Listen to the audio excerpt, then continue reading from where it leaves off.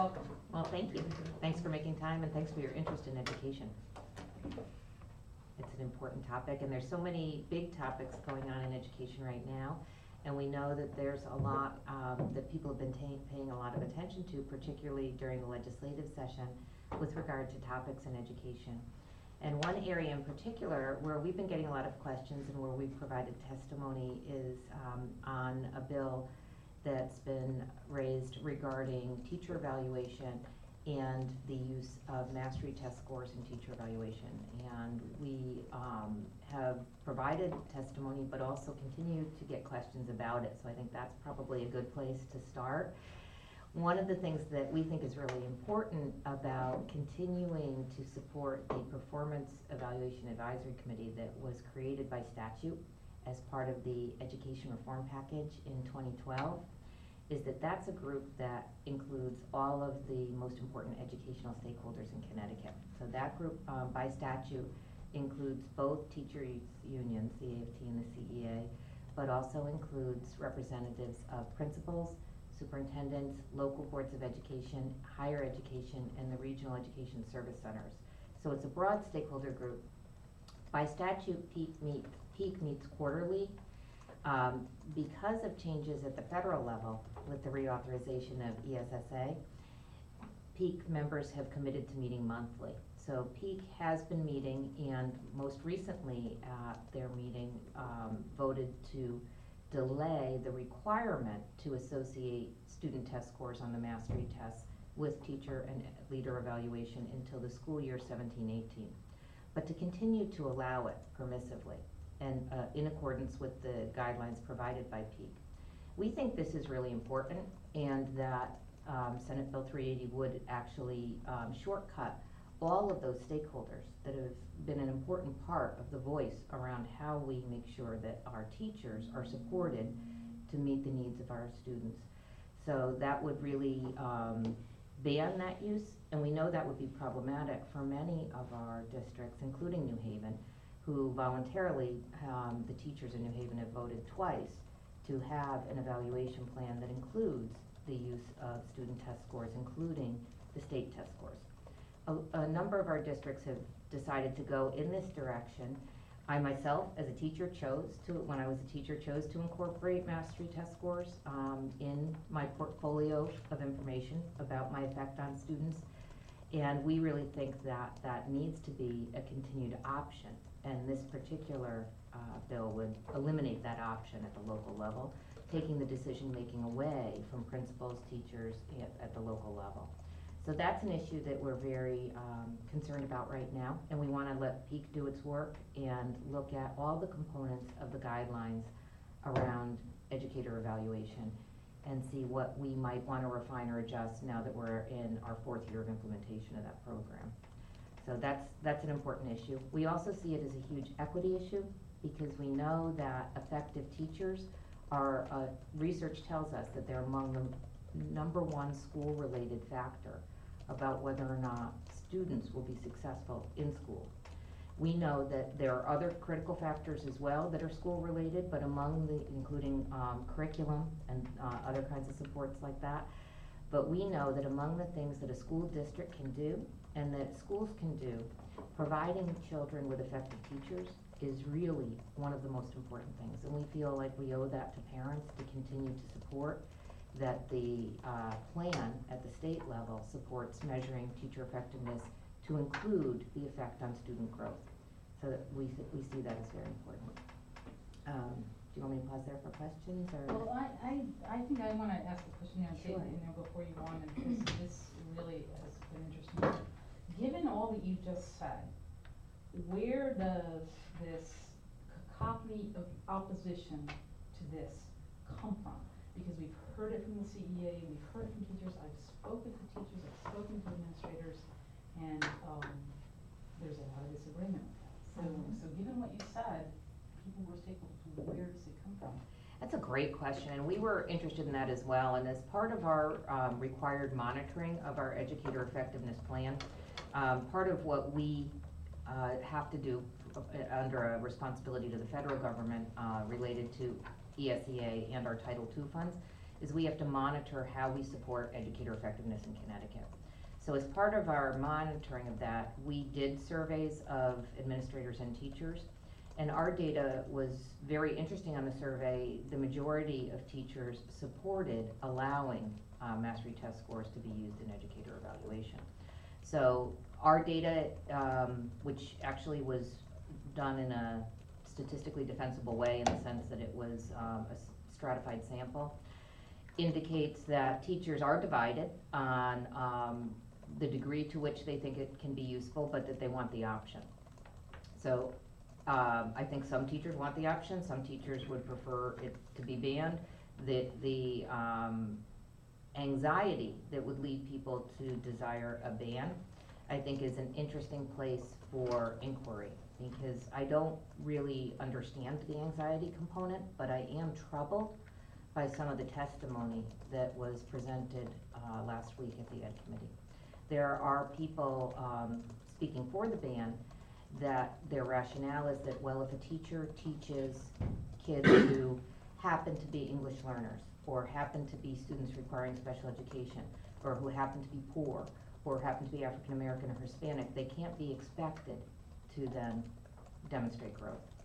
This is Excuse me? I agree, that's what I say. And you know, that's my problem with it. So there. And can you tell us which teachers made this claim? Well, there are people that gave testimony, and it's on CTN, that said that, you know, if you teach in this place, you can't be expected then to show growth. And I think that's the problem. I agree. I think that is a huge problem. It's a huge equity It's been a problem. problem in low-income areas since I was a kid. Yep. That's how I got through school, by a teacher asking me who was the first president of the United States, and that's how I graduated.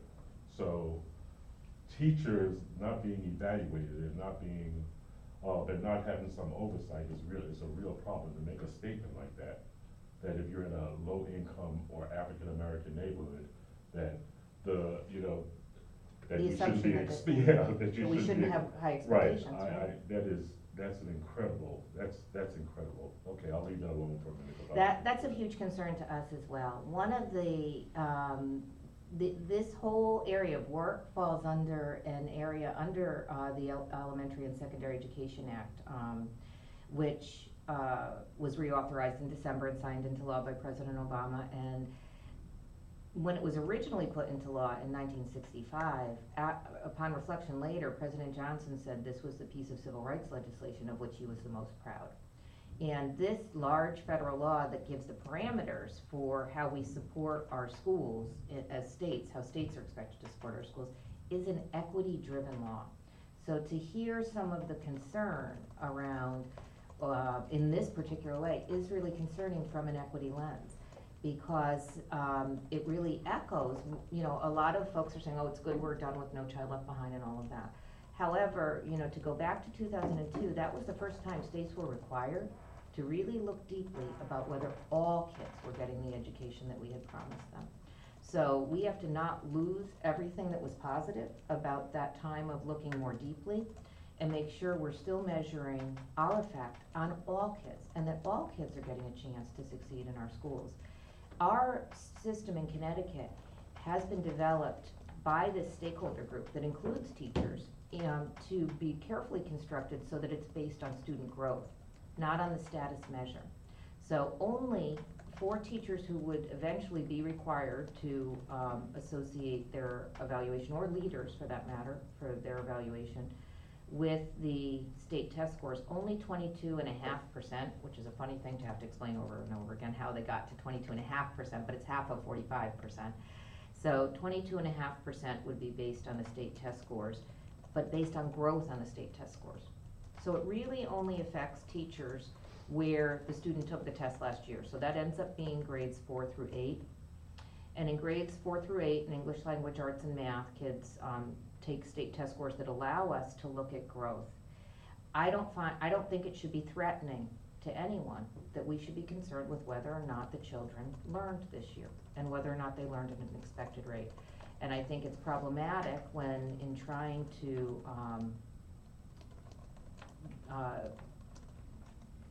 demonstrate concern with this, people say, well, I can't be expected to demonstrate growth because of which kids I teach. That's problematic. All kids deserve the learning we promised every year, and we must measure whether they've gotten it. We have to hold ourselves accountable to make sure all of our kids are getting the promise of an equally effective education, no matter where they live. So we do see it as a huge equity issue, and that's why we're opposed to 380. We think that it's really important that we continue to remain steadfast in measuring the effect that the teacher has had on the student this year. And because it is based on growth, it really, if students came in at a level where they weren't demonstrating grade level understanding yet, perhaps because they're students with special needs, perhaps because they're also acquiring English at the same time, that it's really about whether or not they got a year's growth while they were with you, so that the teacher would get credit for the student meeting their individual goal. It's a very individualized and growth-oriented system. We feel that while there certainly could be room for improvement, those improvements should be made by the stakeholder group that represents all of the educational stakeholders, and that's what PEAK really is.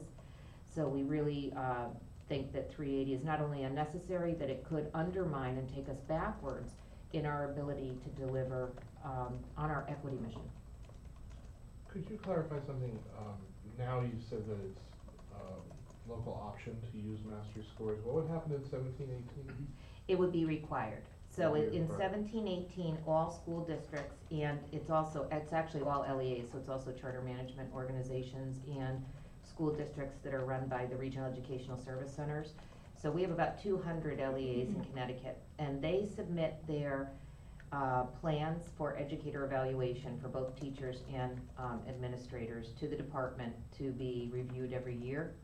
And they have to meet these guidelines that are put together by PEAK, by the Performance Evaluation Advisory Committee. So they have a lot of local flexibility in how they do it, but they have to meet all of the critical components of the guidelines. And right now, 45% of the educators' evaluation is based on whether or not students met their individual growth objectives. So the teacher and the principal sit down toward the beginning of the year, and you design your growth objectives for your students in collaboration with your evaluator. And then at the end of the year, you see whether or not they've met them. Teachers have to have at least 2 student learning objectives. And so that's why there's 22 and a half, because the 45%, you have to have at least 2 measurable objectives. So in districts that are associating the mastery test scores, one of those would come from growth on the state test. But I thought you were saying it was a good thing that this could be decided on a local level, but I would you think take it away it's- from the local level in 17-18, wouldn't it? In 17-18, one of the SLOs in assessed grades and subjects would be drawn from the mastery test. But in the meanwhile, PEAK will be looking at whether, And that's a student learning objective. student learning objective. In education, we talk too much in letters, I know. I try really hard to use words instead of letters. Very quickly. Yeah, but in the student learning objectives, so some districts, including New Haven, already use or allow the use of the state test scores as part of a teacher or a leader's evaluation. When I was assistant superintendent in Hartford, we did use the state scores as part of leader evaluation. Whether or not kids have grown in a year is a really important part of whether or not instruction has been effective. The other part, 40%, has to come from observations of practice. So that really means sort of what we always did, which is observe teachers in the classroom. And I think the combined system, and then the remaining percentages, depending on the local district, are made up of things like a whole school indicator, whether the school met its goals, or parent surveys on whether they felt well served and whether they felt their kids were well served. So there's a whole menu of what the rest of the percentage can come from. But one of the things that I think is really important, having been a teacher for a long time and also having evaluated teachers and evaluated principals, is I learned early in evaluating teachers that observations of practice, while that was what the traditional method had been, are really important. They can be misleading. And one of my most formative experiences as an administrator was observing a teacher where everything looked terrific. And, you know, the kids were happy, kids were busy, kids were working on stuff, there was stuff on the board, everything seemed like it was going great. And when we would examine the quarterly district assessments for that teacher, for some reason, that teacher's kids weren't growing. You know, not just they weren't doing well, but they weren't growing from, you know, 1 3-month period to the next. When I looked more deeply, one of the issues going on in that case was that the teacher had selected learning objectives that were several grade levels below the state standard. So everybody was happy learning stuff that they probably already learned in 2nd grade, and it was 6th grade. So it's really, and so it was something that really wasn't that hard to fix, to sit down with the teacher and say, you know, part of why the kids aren't growing is we're not expecting enough. Did you know that these objectives you're drawing are actually from the wrong grade level? That, you know, so having the right expectations really matters. And the tests are aligned to the grade level expectations. So they're an important check on whether instruction's been effective, because you can know all of the right strategies and moves and just be expecting too little of your kids at times. But how can a teacher who has 6th grade kids not understand that she has given them a 2nd grade lesson? How could they not understand that without supervision, without someone looking over their shoulder? How could they not know that? Well, I think it would be less likely to happen now. In 2010, our State Board of Education adopted new standards in English Language Arts and Math that have gotten a lot of attention. And we've done a tremendous amount of professional development, both directly from the state and also in partnership with the RESCs, the Regional Educational Service Centers. There are 6 of them in Connecticut, and also particularly through our Alliance District program. So we've done a tremendous amount of work to help teachers be very aware of the grade level standards. And our new standards, the Connecticut Core Standards, which are patterned from the Common Core Standards, are much, they're higher standards, they're clearer, and they really explain to a teacher what a kid needs to know. Our previous set of standards, which in Connecticut we had our first set of statewide standards in 1998. So before 1998, we really it was very individual, what was considered 6th grade versus 7th grade or anything like that. In 1998, Connecticut put out the first set of standards. And as a teacher, I actually worked on some of the language arts standards in those years. And they were a good start, but our new standards are actually, they were designed backwards from 12th grade to make sure that every child learned, and I draw a staircase kind of in the air because it's a staircase metaphor, every child by the end of 12th grade then would learn what they need to be successful after high school. Our previous standards were designed differently, so they didn't necessarily guarantee that if you followed this path, you would end up ready for life after high school. The new standards are really clear, and it's really clear what everybody needs to learn in 1st grade, and then that builds to 2nd grade and so on, in both English Language Arts and Math. Excuse me, can you give us a solid example? Is there a way, and I know you're not in a classroom anymore, but obviously you have them. If, you know, to make us really understand this, if take a child that you make up and put them in 1st grade, and then tell us over 3 months or over 6 months or over a year, what do they need to know and how do you know they know it? And that's, I'm so glad you asked that, because that is the exact question that guides the whole standards movement. What do kids need to know, and how do you need to know they know it? And that really, standards are the promise of what they were gonna get to learn, and assessments are how you check it. And hopefully not too many assessments, but enough. But I think she wants an example Yeah. of. I think 1st grade, the best example is addition. In our old Connecticut standards, kids did between 17 and 25 math topics a year, depending on the year. After 4th grade, it was up to 25. So they kind of might breeze through them. And they usually, teachers use their textbooks as the guide, and if the kids kind of got bogged down, they might not get to the topics that were at the end.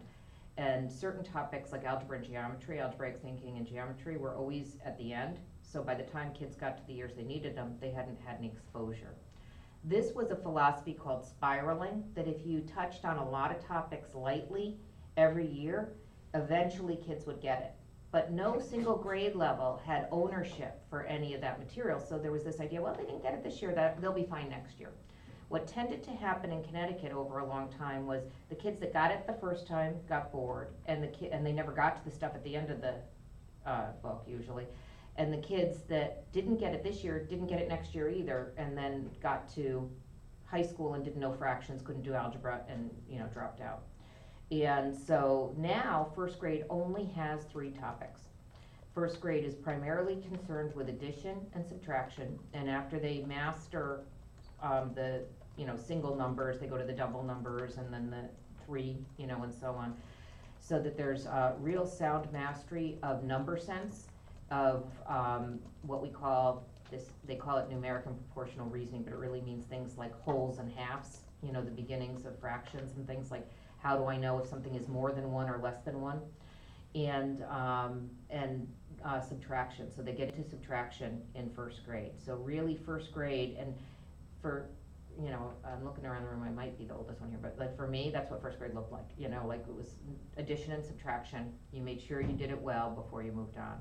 So it's not that radical, so it's funny that the core standards stirred up such a controversy, because really knowing addition and subtraction well before you move on to other math topics is exactly what's done in Singapore, in Japan, in Germany, in actually most of Europe and Asia, more countries that are more successful than we are with math.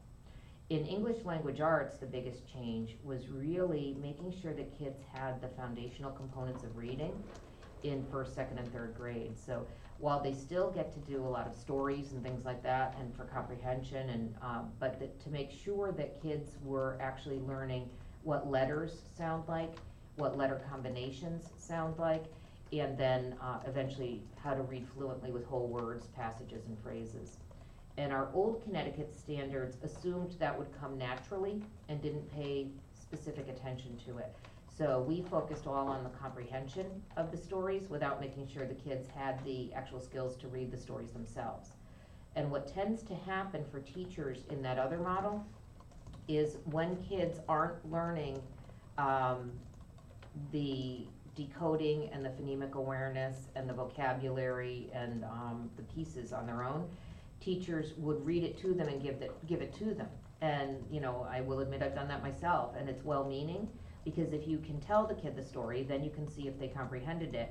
And yes, comprehension is the higher order, but now you've robbed them of the chance to develop the foundational skills to ever read independently. So we had some foundational weaknesses in our system, and this is why standards and assessments matter, because they really help teachers know what to pay attention to. So given all that information, let's take a child who, how old are you? You're 6 in first grade? Usually it's about 6, 6-year-old yeah. comes into a Connecticut public school. This child has come and is fluent in Spanish, struggled in English so far. So there you go, 6-year-old in first grade. So this child can count in Spanish, has no idea how to count in English because their English skills aren't that well enough. So by the end of first grade, maybe this child is more fluent in English, understands numbers in English, but hasn't gotten, and knows that if you have, 2 eggs and you add an egg, you have 3 eggs. Okay, so easy. But doesn't understand that if you have, 100 eggs and take away 2, it's 98. So, but they've reached the point where they can actually speak in English and do some minor math English.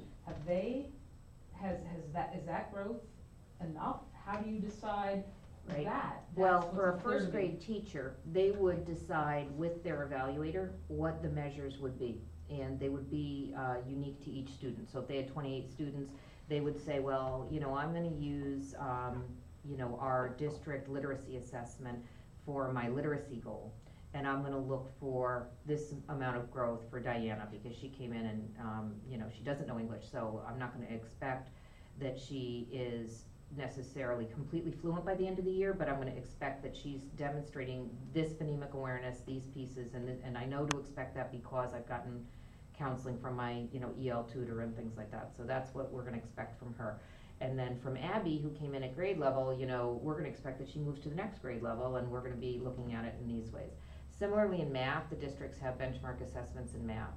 So one of the things that's really favored in the new CT core standards approach is the use of manipulatives. There's a lot of use of visual demonstration of mathematic concepts, particularly in grades kindergarten through third grade, although also actually once they hit algebra. Because a lot of kids, when they have the chance to model a mathematical principle, are able to develop the conceptual understanding better. And a lot of the fuss about the move to core standards is partly, and I can speak to this as a parent as well, because I still have one child in public school, is that the math looks different than when we learned it. So when I described the subtraction and addition to you, in my head I pictured algorithms, 300 minus 15 or something, that's the way I was taught math, and all that carrying and things like that. And they still learn that, but before they learn that, they do exactly what you were saying, something familiar, a familiar object to a child, like eggs. They have these little counting teddy bears, they have these little counting blocks, lots of manipulative work. A lot of times a teacher can assess a student's mathematical understanding without them using the words in English or otherwise, that they can see what they're doing mathematically. One of the big principles in the new math standards too is justifying your reasoning. So we talk a lot about this shift in math as a shift to fewer topics, to a lot more clarity about what kids need to be successful, so they get to algebra by the beginning of high school, because we know that's a threshold subject, that if our kids don't master algebra, their chances at a good career after high school are go down significantly. So building up the conceptual understanding gradually in lots of different ways is important. Our data in Connecticut for our English learners is that math comes along faster than the literacy. I have one other question about that same child we just spoke about. So under the mastery test rule, when would that child, the Spanish-speaking child, take their first mastery test? We assess kids every year, and actually under federal law we have to, in grades 3 through 8 and once in high school. Okay, so then that child wouldn't take the mastery test till grade 3. And a mastery test is a standardized test. Mm-hmm. So when that child gets to grade 3, wow, look what they're doing. They're starting to, they're reading in English, they're doing higher level math in English, but they haven't caught up to their peers because of that English language learning thing. So when they get to 3rd grade and they bomb on the mastery test, potentially, and remember this is a fake example, they bomb on the mastery test, how does that, and this is too what we were talking about and what people said that they were worried about, how is that taken into account in terms of how far this child actually has gone? Well, one of the great things about our new assessment system is that it is computer delivered and computer adaptive, and it translates into other languages. So if a student, first of all, has literacy in another language, they can read the assessment, on screen. If they don't, they can click on it and it says the word to them. The only exception would be when the word would give away the answer, so it's been very carefully developed, and there is speech to text, which it means you can click on a word and it tells you that word in a number of languages. So, and actually in the top 7 languages in Connecticut. So a Spanish-speaking child, for instance, can take a very large portion of our Connecticut tests in Spanish. Not at the high school level, because we made a different decision at the high school level that we feel is a good decision for different reasons about equity to move to the SAT, but with the Smarter Balanced assessment that we use in grades 3 through 8 for English language arts and math, our English learners are more accommodated than they ever have been. So we do believe that we've removed a lot of the obstacles to seeing growth, but even if for some reason that individual child didn't demonstrate growth on that assessment at all, and had 0 growth in the year between 3rd and 4th grade, which would be extremely unlikely for any child, the effect, even once it's required on the teacher, is minimal. So, because that's one child out of probably 28 in a classroom, in my experience, that's about what I usually had in my classes, and the idea that a teacher would see 0 growth for 28 children in her class or his class is extremely unlikely. But even if they did, even if for some reason, by some fluke, this teacher, was a fabulous teacher and still saw 0 growth for all 28 kids, that would only take the teacher down 22.5 points, right? So on a 100-point scale, that's a C+. So if everything else was amazing about the teacher, the principal saw him or her teach and they were really fabulous, they've been on lots of committees, they're helping out, the parents love the person, the whole school indicator is good. A C+ for no growth this year doesn't seem like egregious consequences. I want to go back to Helen's point. We didn't kind of touch on this. If we're sitting in a classroom and we have, say, 30 kids, and 10 of them they have foreign language, they speak a foreign language, how does that not affect the learning of the other students in the class? Because the teacher, I would assume, would have to spend a great deal of time with those 10. It seems kind of unfair to the students, it seems unfair to the teacher. Why isn't there like some type of remedial class, or why isn't there some separate class to get these kids up to speed in English so that they can compete fairly? To me, this isn't competing fairly. To me, this is wrong for the teacher, for the students who have the problem with the language, and for the other students who, to me, would seem every time someone who is foreign speaking has to stop the teacher, that keeps the others from. Am I making sense here? Are you following what I mean? I think so. I think to talk a little bit about the kind of services that English learner students get in Connecticut. In Connecticut, in most communities, there's a choice on the part of the parents about which kind of English language service the student will get. So if the school has enough students who speak the same language other than English, the school is required to offer bilingual instruction, and it's the parent's choice whether the child would receive bilingual education. So that's from a teacher who can teach the content in both English and Spanish at the same time, and or ESL, English as a second language. So the parent really needs to make a choice, and the school district works with the parent on understanding those two options. And the English as a second language option sometimes includes now what we refer to as push-in, which means that the ELL teacher or tutor would actually go into that classroom. So you see this mostly in elementary and middle schools, where the tutor would sit with the child, during the class, or group of children, usually there's at least a few kids, and help the students who are acquiring English while also learning third grade or fourth grade or fifth grade material or whatever. Or they might have what's called pull out, where either instead of that or in addition to that, they go to an ESL class where the teachers are teaching them English so that they're catching up on the written and spoken English to be able to do the classwork. So ESL can be delivered in a lot of different ways. And one of the ways we're seeing that delivered a lot at the high school and middle school level is through what's called sheltered instruction. And sheltered instruction is not quite like bilingual instruction, where, say, the chemistry teacher is fluent in both English and Spanish, but is a type of instruction that uses English as the main medium of instruction, but uses a lot of techniques where kids that are fluent speakers of other languages are able to grasp what's going on. And we've put a lot of professional development toward helping all teachers understand how to meet the needs of English learners in their classroom in the last few years. And there are methods that are better than others that we all need to learn. When I came out of education school, it was more certain communities had kids that were learning English and other communities didn't have that many. And I had different experiences in my different places that I've been as an educator. Now, every single community in Connecticut has some English learners.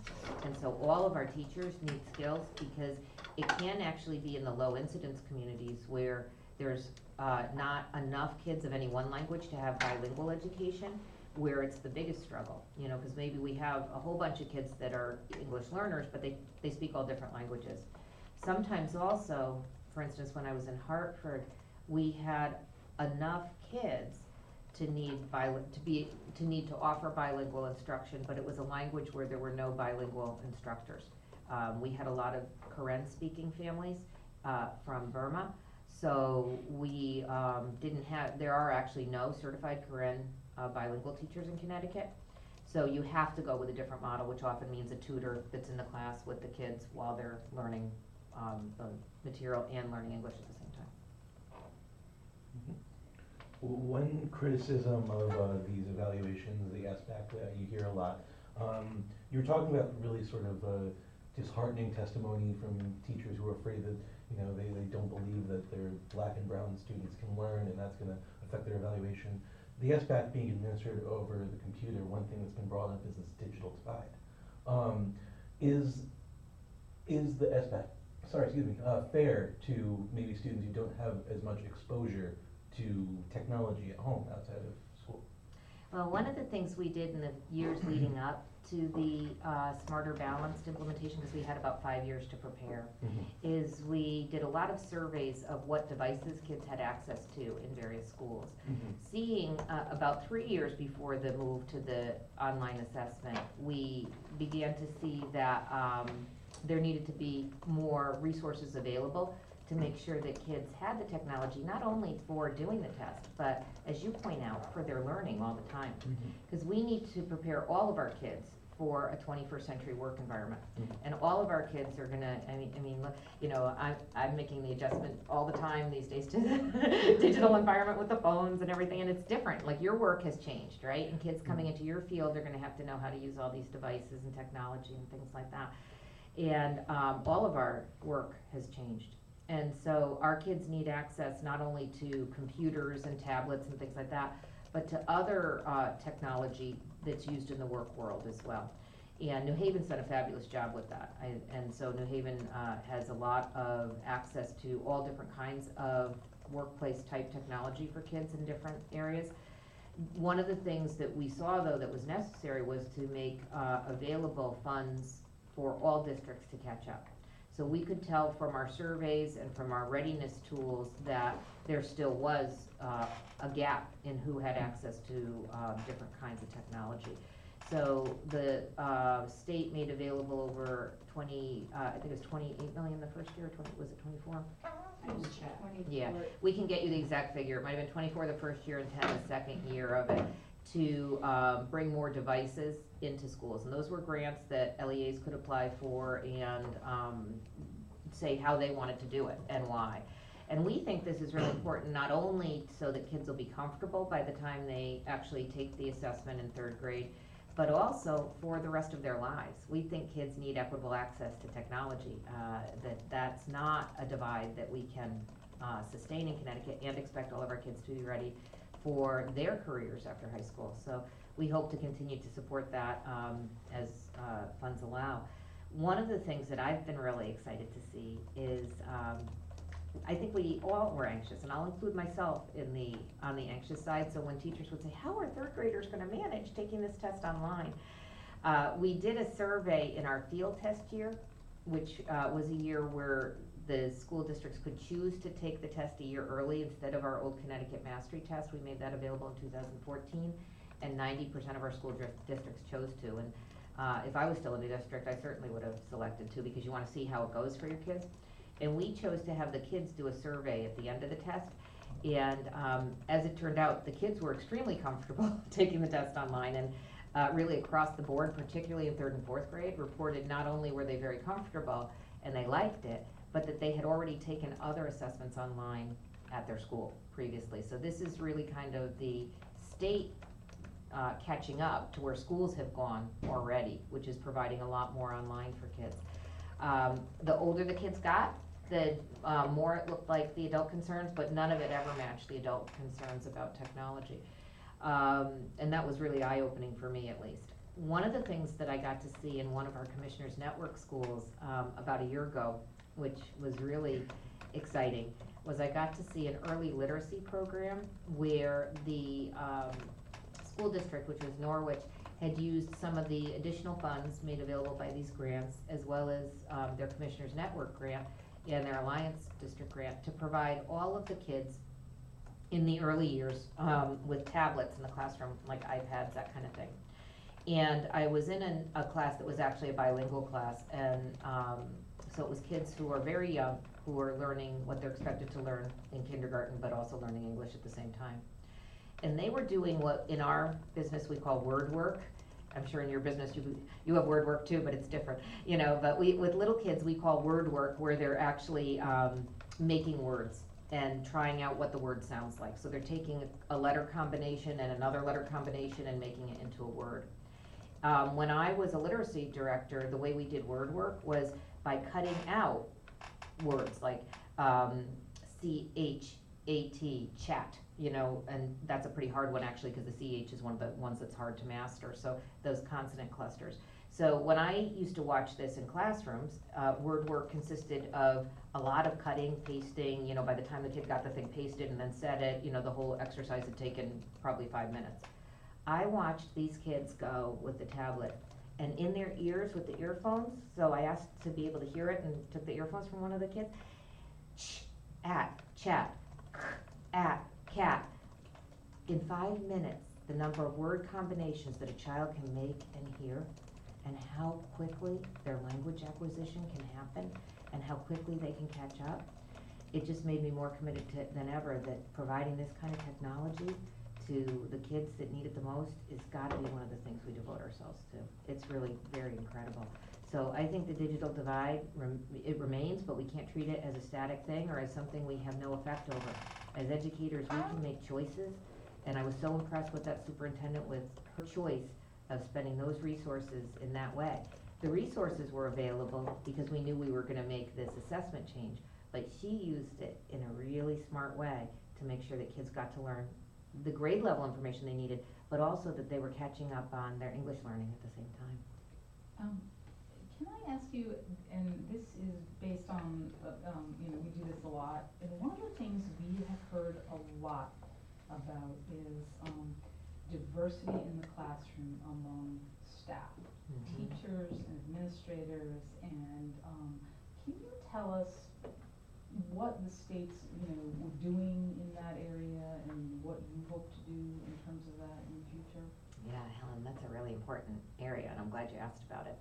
Our efforts in minority teacher recruitment at the state level have, in the last 2 years, we've taken a different approach, because after many years of working hard at it, but not making a change in the numbers, we really needed to look at ways of thinking differently about it. So what we've done in the last 2 years is develop a grant program for local school districts to propose a plan, a local plan, for how they're going to ensure that our teaching corps increasingly, and our leadership corps too, which is very important, increasingly resembles the community that they're serving.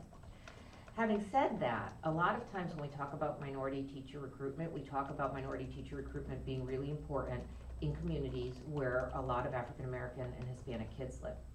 I think it may even be more important in communities where there are currently no Black or Hispanic teachers. I think we should be looking at our metrics for all of our communities, because all of our kids going to school in all of our communities need to see all kinds of people in leadership and teaching positions. And it's very important because not only for the ideas that it forms in young children about who is who in the world, but also because of culturally responsive instruction being really critical in our classrooms. And we have more, and our classrooms are increasingly diverse, and our kids need classrooms that are meeting their needs. And the faculty being diverse makes it more likely that through professional learning and through generally also a community of learners, we're going to have more culturally responsive instruction. Having said that, culturally responsive pedagogy is a field in and of itself, and there's a lot of research in it. So the department is also, through our professional learning standards, our state board approved professional learning standards last year, last academic year, where cultural competency is the #1 standard. So part of what that informs are those evaluation plans for teachers and leaders.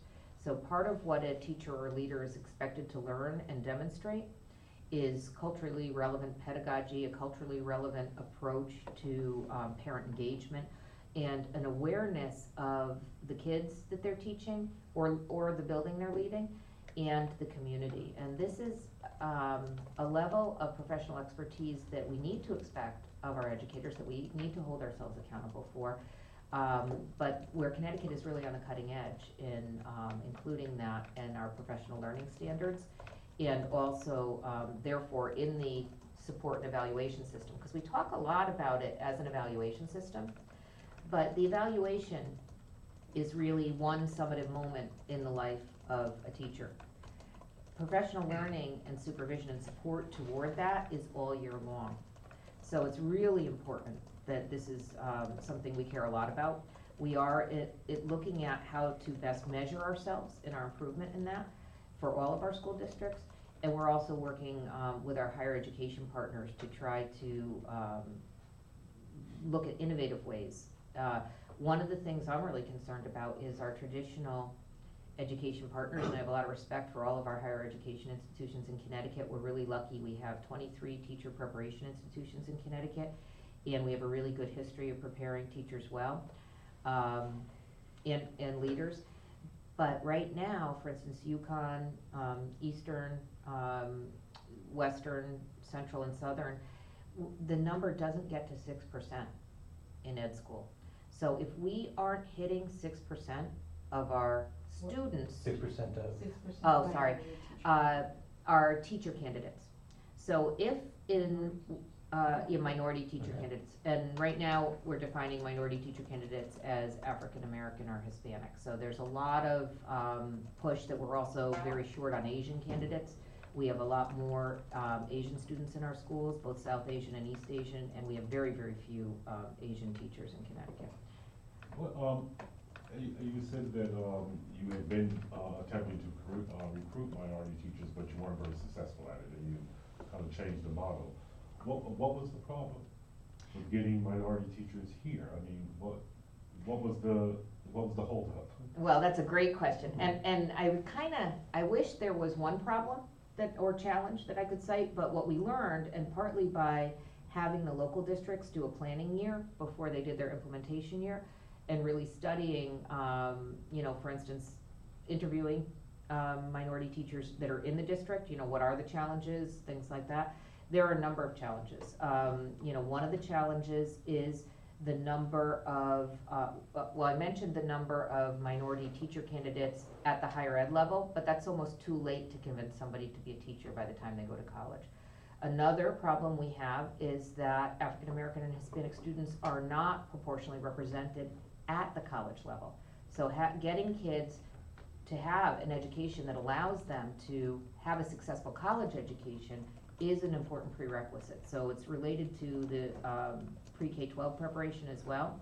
But even beyond that then too, it's helping kids know that this is a career where you can really make a difference in your community. Yeah, I kind of get that, but if we have, in other words, if we have teachers right now, so are you saying that there aren't enough? Okay. Yeah. Oh, I was sorry, I was Okay, making it more complicated than it is, yeah, basically. There's just not enough. And we're all I stealing them got from you. each other, Okay, I got so you. that's the thing, there aren't people to recruit. So recruitment kind of depends on there being people to recruit, and we're kind of stealing them from each other. Although we have learned as well that we have inadvertently at times made more gates than bridges for people coming from other states. Other states struggle as well with minority teacher recruitment. It's a national issue. However, some states have found ways to improve in ways Connecticut has not yet. And one of them is through embracing innovative graduate school models that approach people who already have a bachelor's degree, not usually in a field that would prepare them to be a teacher, and help them get a master's degree that's a Master's of Arts in Teaching. And so one of them is an organization called Relay Graduate School of Education that is operational in 7 states right now, and we're hoping will become operational in Connecticut as well. And their major approach is to find people who might even already be working in our schools. They might be behavior technicians or paraprofessionals, or they might be parents that are engaged in the school and have a bachelor's degree, and with this credential of the Masters of Arts in Teaching can become teachers. And their, I think that their cohorts are about 50-50, which is obviously a lot better than 6% in terms of minority educators and white educators. So we hope to bring in programs like that to Connecticut that will, because at the rate we're going, we actually will have, fewer minority teachers in the future if we stay with our traditional methods. So we have to make sure that we are reaching kids before they make career decisions is one way too. And we're trying hard with some high school programs that are early college programs. We have one in Wyndham, and then I know at Gateway, I think they're looking at that too, to try to encourage kids while they're in high school to think that education is an exciting career, which it is. It's the best career. I mean, journalism is a great career too. But we really want our kids to know that it's a place where you can make a difference and make a good living and really be part of your community in a productive and positive way.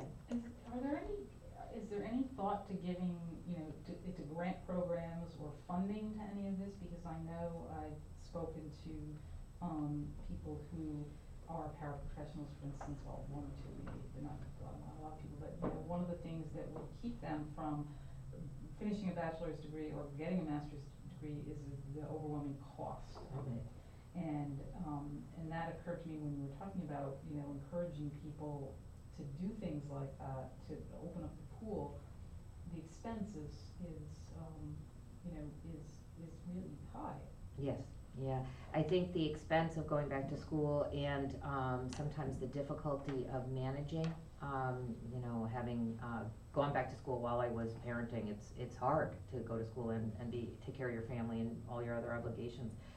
And one of the things we like about the idea of the local grants too, is that the local district in some cases has used some of that funding for stipends and things like that to support people to engage in education in that way. Different districts have different collective bargaining agreements with their paraprofessionals around whether education and tuition reimbursement is part of that, so that's another innovative way that I would look toward. When I was in Hartford, we had analyzed each of our different collective bargaining agreements to look at incentives for having a talent ladder in our district. And that was one of the things we identified, was that time off for education and tuition reimbursement were things that our staff was interested in furthering, whether it was teachers becoming principals or, which is another critical crisis, is having enough effective principals, particularly in our most complex and challenging environments, and then also for paraprofessionals or others becoming teachers. One of the other things that we're really concerned with, do you have more time? You willing to listen or talk a little more? Okay. One of the things that we've been concerned with as well in the session is there is a bill around the minimum budget requirement that might at first look as if it only applies to a few districts, but I think it's actually critically important to every child and family in Connecticut. Last session, a law was passed that allowed the top 10% of performers, defined as the top 10% high-performing school districts, to apply for relief from the minimum budget requirement. And the minimum budget requirement, ensures that our municipalities fund our schools at an adequate level, and you're so right that, making sure those funding sources are there, they're really important. And in the statute, it required us, based on our district performance index, to identify the top 10% of schools in terms of performance. We actually use an accountability index to rate our school's performance, not a district performance index anymore. And so one of the problems with implementing this was that we needed it to be based on our accountability index, which is how we judge the relative effectiveness of schools and districts. With that said, one of the issues that is related to this is that last year, some of the districts that may have come out as in that top 10%, which we have about 169 districts in Connecticut, so we're talking about 16 or 17 school districts, had very low participation in state assessments. So it's universal participation in state assessments is a civil rights issue. We can't know if we're meeting our promise to all of our kids if not all of the kids take the test. So, for instance, if a significant number of kids in an affluent suburb choose not to take the test, we can't really measure our achievement gaps. So we may think we're doing okay for kids and not be doing okay at all, because we really don't know what the range of performance is. It's also against the law, the federal law. Well, I think it's been about 5 or 6 years ago that, I think it was Tony Boucher, wanted something, that would allow kids, say if they were freshmen, but they had, the smarts to graduate immediately and move on to college, that would be a possibility for them. Is that still, I'm not sure, where is that at? I know that she Yeah. pushed it hard. Yeah, and the original statute was by examination, and in 2013, the legislature passed an act concerning innovation in high schools. I think it was high schools, and it was it added to the graduation requirements that students could acquire credits by demonstrating mastery. And the state board has since passed guidelines that would allow kids through demonstrations of mastery, which could include taking exams, I think as Senator Boucher had originally envisioned, to demonstrate mastery, accumulate credits, and perhaps graduate early or be enrolled in like dual enrollment with a college. So we are seeing some movement there. So, okay. Yeah, and that's I thought that was a exciting. good thing, yeah. It is, I think. thought that was a good thing. So last year, most of our, Disagree. I think kids going to college at 18 are too young to go to college. So 14 or 15, I think, would be, yeah, especially if we expect them to do their laundry on their own. I have, my husband and I have 5 kids, and you know, I don't know, one of them's gonna graduate in May, and I don't know if he can do his laundry on But his then own. you but- stop there, with growth. Yeah, the growth, I have seen Right. growth. That's why- that's why He there's looks a advanced little. placement classes. And our biggest concern with this, minimum budget requirement bill is that,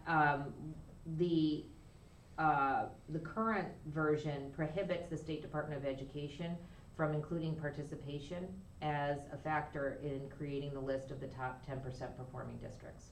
So, you know, if you and I are both teachers and our principal says, I'm gonna give a pizza party for whoever has the best average score on the spelling test on Friday, and you get 100% of your kids to take the spelling test, and I only have 50% of my kids to take the spelling test, and maybe, by the way, I know Abby is, you know, working hard to acquire English, so I let her not take the spelling test on Friday, but my average score is higher, who gets the pizza party? You know,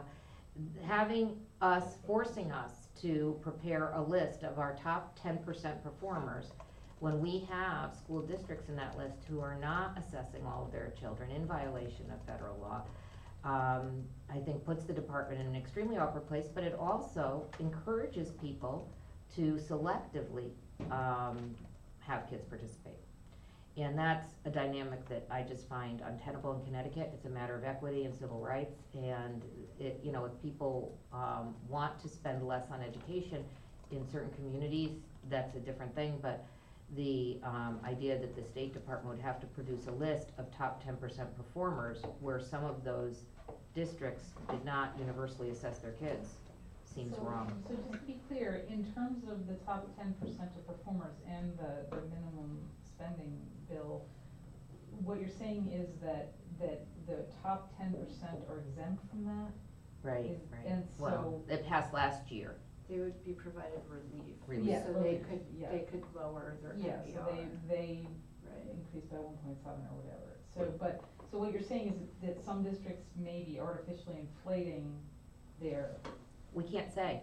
I can't make a valid inference about a school district's performance if they fall below the 95% threshold. The federal government sets a 95% threshold, and that's not arbitrary, it's a statistic, you know, it's just a matter of math. And if the district doesn't test universally, the expectation is that all the kids take the test, but it's understood that some kids might get sick, or there's some parents that absolutely won't participate, so you have a 95% threshold, but then to have, to attach such high stakes to this, from a monetary perspective, and also to force the department to produce a list where we can't stand behind. We don't know that those are the top 10% districts if they don't take the test. So if you want a prize that's based on test scores, you have to take the test, you know? Seems to me. And sorry to. Yeah. The I get legislation, upset about they this one. just passed yesterday, they just passed out of the committee.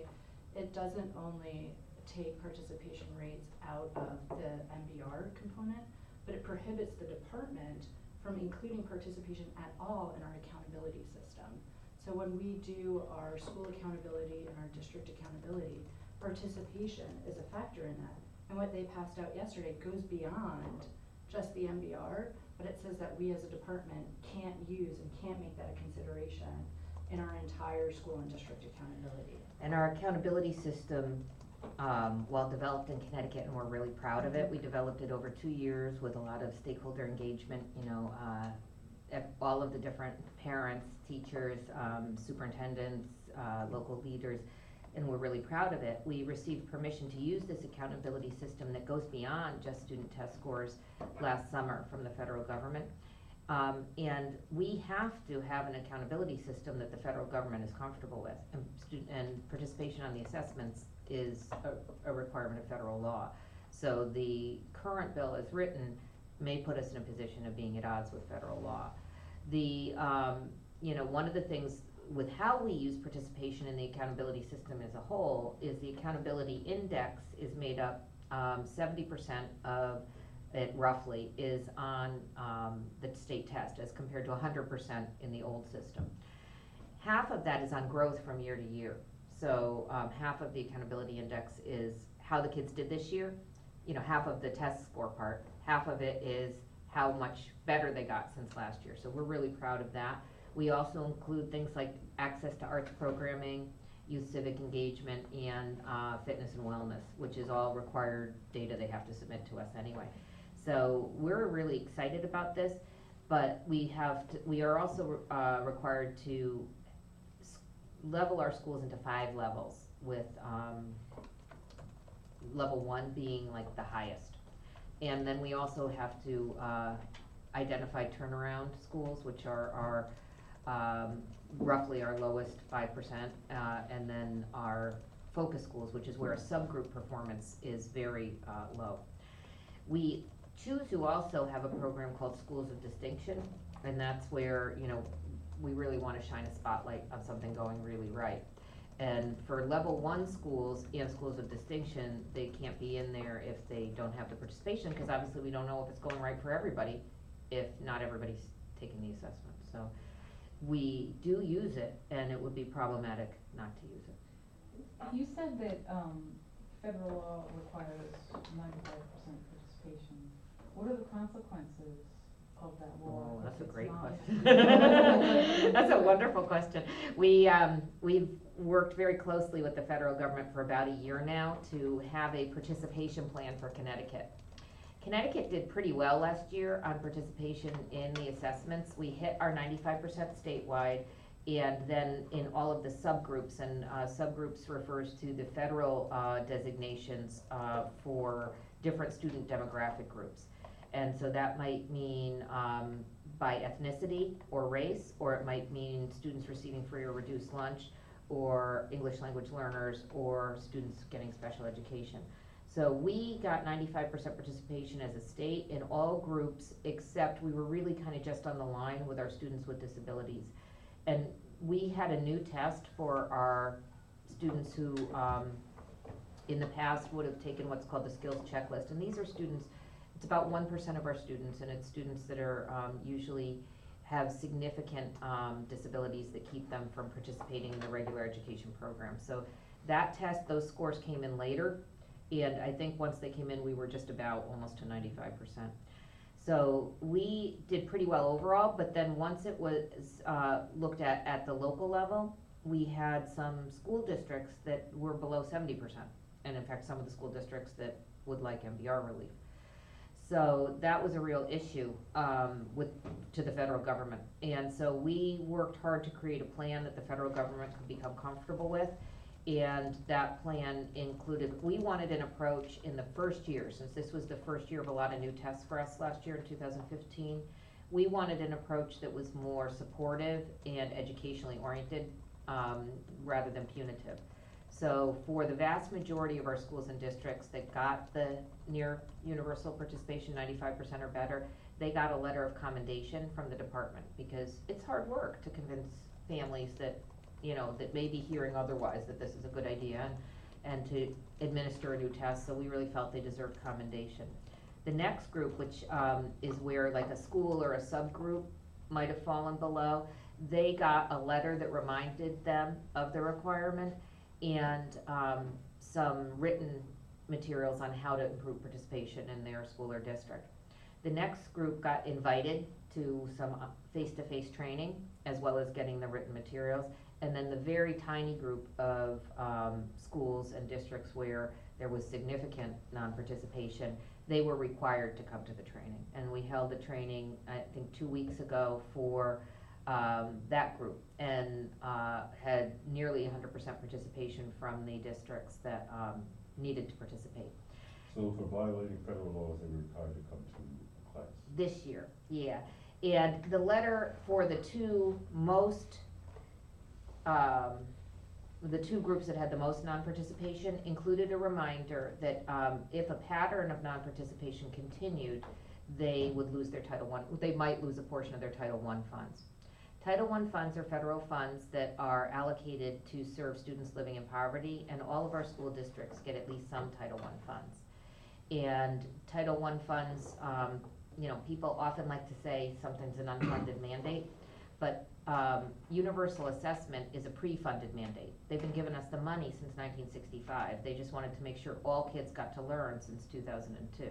So, you know, student assessment is a critical component of delivering on the civil rights mission of American public education. If we don't check whether they got to learn, how do we know? We're just giving money and trusting, so. I just don't understand. You either follow the law or you don't. You don't take away what's gonna harm the children, and that's what you just said. If indeed they don't follow the law, we're not gonna punish those adults who don't do this. We're gonna punish the low-income kids. I find that just so disturbing. Why aren't the teachers and administrators being held accountable? I mean, there shouldn't even be a, well, we'll send you a letter or whatever. The law says that you're supposed to do such and such and such. I'm not sure why teachers aren't being held to that, and why they're being threatened with loss of funding to help low minority kids. I mean, it's such an outrage. I'm not sure why why someone isn't standing up on a pulpit screaming about this, that you can violate the law. A teacher who is teaching students, administrators, you can violate the law, and all we're gonna do is get a letter. Is it teachers or is it districts? I Or think districts or it's really whatever. the district, right? The people who are responsible for implementing that component of federal law Mhm. are the department, the state education agency, us specifically, so ultimately me in my official capacity, and then at the local level, it's the LEA, the superintendent and the local board So of why don't we get rid education. of them? If they don't wanna do it, they Well, don't wanna I mean, follow the law, I don't get it. isn't it really, given the system in Connecticut, a local decision whether they're going to participate in this or not? In Title I? In this testing, that's part of Title I. No, it's really not. It's not a local decision to participate in student assessment. It's federal and state law. No, I understand that, but having said that there is not 100% participation, somebody at the local level decided not to participate. Well, it's a great question. We one of the reasons we asked for this year with the federal government to approach it from a learning stance is we know that there were, in some communities, a lot of parents who had misinformation about the assessment. And in general, this idea of non-participation seemed to have like almost, it would spread virally in small communities. Like it had a soccer field or, you know, baseball field, you know, among the parents, or Facebook. Kind of viralness to it. And in general, we think parents with the right information will understand why student assessment matters. And so we wanted to provide and we've done a tremendous amount on parent outreach. We have brochures about the assessments that are available at our website. We've made available to every school district, print copies. And we really thought that if we help our local leaders support parent education toward the value of the assessment, that will minimize the non-participation. And since it was so small in Connecticut last year, we really think we can get there this year through that approach, and the federal government is giving us that chance. We were not required to sanction anybody last year for exactly the reason that you point out, because we're, you know, a sanction really affects the kids. And so we wanted a year to try to work with our leaders. I actually also think some superintendents and some local board leaders, seeing, living in their communities and hearing about this non-participation, they may have expected that in general across the state there was gonna be all this non-participation, and then there wasn't. And so I think local leaders began to understand that maybe the superintendent in the town next door had done something that they could learn from. So we collected the practices in the high participation districts over the year and used those to help inform the training. And we have superintendents in Connecticut that wrote weekly things in the newspaper the whole year before the assessment came to get their community used to it, and they had like no non-participation in those kind of districts. So local superintendents, local board members, and then at the school, we've provided each principal with PowerPoints they can use at back to school night, so that way before the assessment's even real, because we give the assessment in March and back to school night's usually in September, the parents are getting used to the idea, we're not doing the Connecticut Mastery Test anymore, we're gonna be doing this new Smarter Balance Test, it's on the computer, here's what you need to know, here, so that parents can get comfortable. So we've redoubled our efforts to support the educators who talk to parents, because we do think that they have a huge influence on what parents think. And the non-participation was really isolated in Connecticut, and it was isolated mostly in affluent suburbs. Can we have the list of who Sure, participated and who absolutely. didn't? So it sounds like sort of a carrot and a stick sort of thing, with the carrot being participate, the stick being, well, we got the feds to back off the sanctions, but they're still hanging over your head kind of thing. But based on the numbers that you said, that some were as low as 70%, but when you got the overall 95, there must have been some that were pretty darn close to 100 in order to make it all up to 95. Yeah. Our larger communities had fabulous participation. And, we do have special relationships with our 30 Alliance districts too, where we have regular convenings where we're working closely with those leaders. And then, we are more connected there, and that does include our largest school districts. And I think also in our largest school districts, there's more of an appreciation of that this is a really critical component of delivering on our civil rights mission. So all of the national civil rights groups and civil rights groups in Connecticut have supported universal assessment. That's part of why it remains part of the federal law.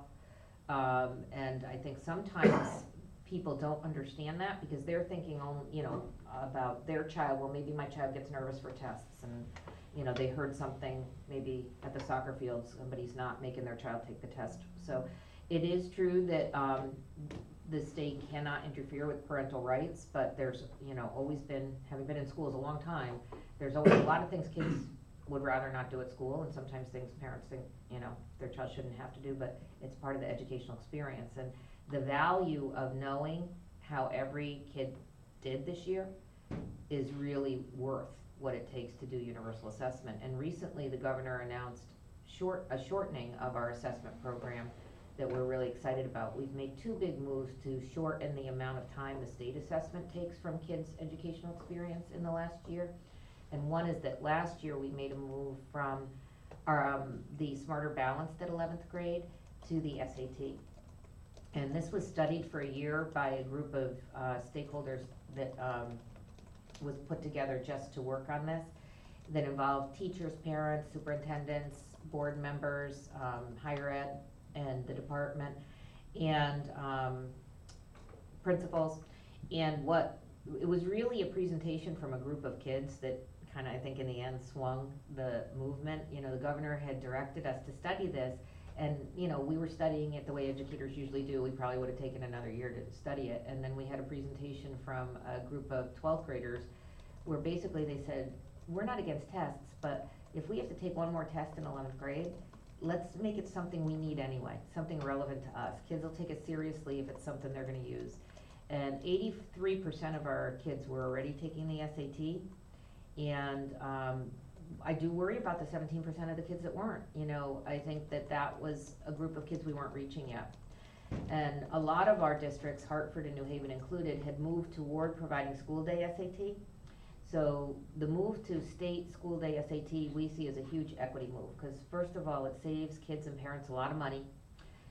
When I was in Hartford, we had made that move, as a local district as one of our, programs, and what we found was that kids who previously hadn't engaged with the SAT, some of the reasons they said that they hadn't engaged had to do with working on the weekend, transportation, coming to school on a Saturday, getting in the way of their obligations to their family in some way, if they were responsible for younger siblings. By having it as part of the school day program, we remove a lot of those obstacles. We also equip our kids with a test that is a college entrance test, so we're really getting 2 for 1. We're using it for state accountability, but we're giving them something they can use later. So even if they think they don't wanna go to college now, this doesn't expire. They have that and they can go later. And for some of our kids in our alliance districts, a different program we've been doing for the last few years with our PSAT has really helped kids realize that they should consider college or other kinds of post-secondary learning. And we started doing the PSAT in 10th and 11th grade in all of our alliance districts following the 2012 ed reform package as part of our equity work. And one of the things that the PSAT provides to schools and districts and to kids is an AP potential score. So when kids get their assessment back, there's tons of information that can be used by the kids or the parents or the local district to help them be ready for life after high school. But one of the things in there is also an AP potential score. And as a state, we get an equity ratio every year from College Board on what percentage of our kids that demonstrate potential actually end up taking an AP exam. And for white kids and African American kids, only 1 in 3 kids that demonstrates potential in 10th or 11th grade actually ever gets to take an AP exam. So we have a big gap between the kids that could be taking those exams and getting that learning and getting that college credit and the kids that are. For our Hispanic kids, it's only 1 in 10. So for every 10 kids that demonstrate potential on the PSAT in Connecticut, 10 Hispanic kids, only 1 of those kids is getting to take an AP exam. 9 of those kids are not getting there. So something is getting in the way of those kids getting that high rigor coursework in high school or taking the exam. So we want to remove as many barriers as possible to that, and we use those that equity information that we get to try to do that. And we think moving to the SAT was a good move in that. It also reduced by, I think like 4 hours, the amount of testing. I think we went from 7 hours to 3 hours, so we reduced by 4 hours. A lot of people talk about the time the state test takes, and we do want to right size it, but the amount of time the state test takes is actually less than 1 school day. So it's 1 out of 180, and we do want our districts to look at how much they're assessing in between, because they shouldn't be practicing for the state test. The state test is like getting my physical every year. It tells me an overall picture of health. You know, we shouldn't, I can't improve my cholesterol score by practicing my physical. I have to make daily changes in nutrition and And you're talking about the SBAC test. right, Smarter Balanced Score, now SAT at the high school. And you said there was another change in addition to. Yes, this I'm for sorry, people who got don't excited know. about the SAT, I'm very excited about that. We, the governor also announced recently that we did a study to look at the reliability of the Smarter Balance test, and the Smarter Balance test has 2 parts. It has a computer adaptive part, which includes multiple choice and short answers, some of which is, put in on the keyboard by the kids, for the short answer. A lot of that is computer scored using artificial intelligence, and some is hand scored. Then it also has what's called a performance task, and the performance task includes long essays that are all hand scored. So on our reliability study, we learned that we didn't increase the reliability of the Smarter Balanced assessment by having the performance task. We believe in performance tasks and we think they're important, but we think they probably belong at the local level because they don't change the kids' scores. So we learned that we could reduce the test by 1.5 hours to 2 hours, depending on the grade level, by taking off the performance task in English Language Arts. So we did that, and that'll save time on the state assessment.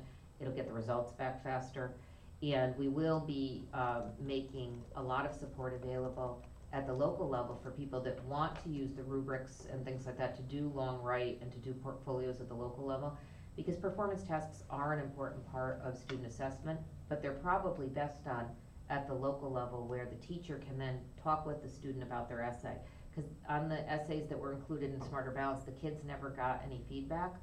And we know student writing, doesn't improve just by getting a score, that it improves by getting feedback. Could probably talk. They can I know, I get really excited about that, I'm probably boring you on Everybody assessments. else set? Yeah, I have to go too. Yeah, thank you, you've been really generous with your time, thank you.